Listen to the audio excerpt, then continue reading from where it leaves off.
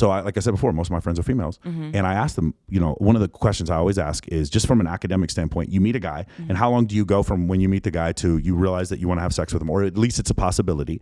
And then when you have sex with him, the percentage of the time that you are inebriated. And what would you guess? Okay, so before I got sober, that was the only way I had sex. That's actually that's interesting that you even thought to touch on that, because I didn't even realize how much. Can we say the F word on here? You say whatever. Yeah, we're on Facebook. It's fine. No, we're not on Facebook. We're on YouTube. You can say whatever you want. Okay, so how much, I don't even know why I wanted to say the F word. I guess because I was fucked up. I was so every single time.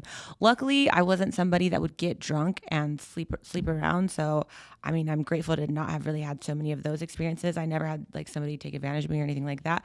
But that would be the only way that I would know how to have sex. Like I could let go and loosen up. It was so and it'd be someone crazy. You liked. Somebody you really liked. Yes. I would know in my sober mind that I absolutely want to have sex with this person. And by the way, I believe for most women that happens almost immediately. Like within like when you figure it out, a handshake, you're like, this person is, you at least put them in the, okay, this person I might be interested in having sex with. This person is a definite no, almost immediately. For most women, not all, but for most women, I feel like it's usually almost an immediate thing. And you could be drunk or you could be sober. But in order to have sex, myself included, and so many other women, you must have some type of alcohol, some type of drugs, even something. So almost so it's like, okay, in a way. It was when I asked my female friends, and like I said, I'm talking over 100 girls I've asked. Right. It's the high 80%. Yeah. Where for sure. Where every single time they had sex with a guy, the first time they were drunk. Yeah. And it's scary. Especially from a guy's standpoint, it's scary because like you don't want there to be misunderstandings. Absolutely. And there is a lot. Yes. Even in my friend group, I've had girls that they're just like, oh, I was so drunk, I don't know about that. And I'm like, I thought that you liked this. Why'd you get so messed up?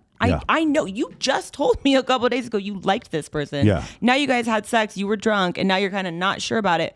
Whoa, what is going on? But because it's like, okay, if they were drunk and had sex, it's kind of like, okay. You're trying to say that in her mind, because it's not that it doesn't count, but if she chooses to not make it count, then it doesn't count. Absolutely. Oh, absolutely. Absolutely.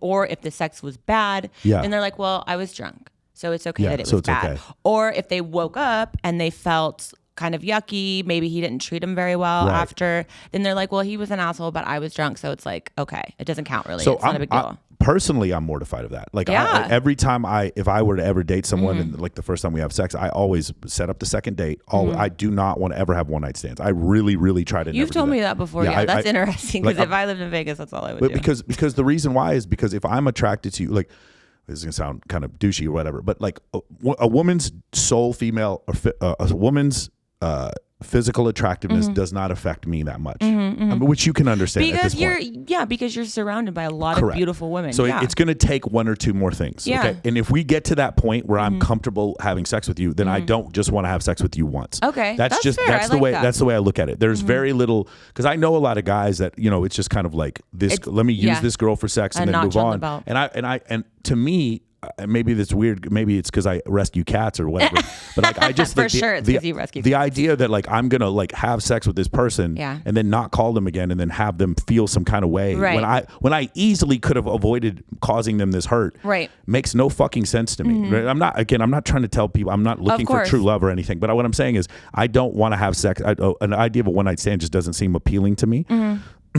I think sex is way better every time you do try it. It should be if you're doing it the right way. But here's the other thing. The other thing that I found is that sober thing, or that being drunk thing, you can kind of get over it the second or third time. So now you're having sex with somebody sober for the first time, right? I do know some people that literally they can't even come.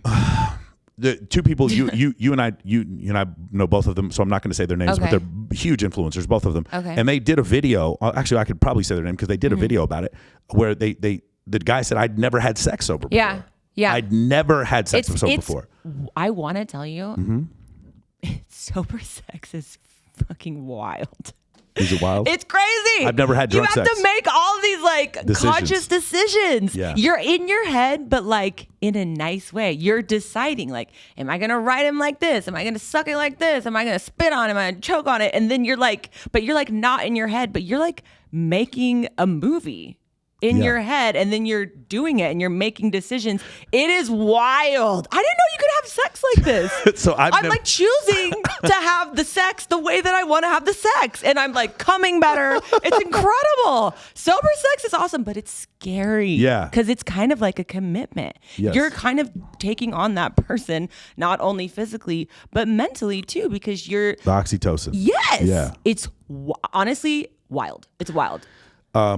I know some people that don't like ever having. So you're telling me a story about something that's the only thing I've ever done. I've never been drunk before. So you've never been drunk. You know this. I've never been drunk before. I in my didn't life. know you've yeah. never been. I've never been drunk. I've never smoked marijuana. I've never done anything. So for me, I've always been sober.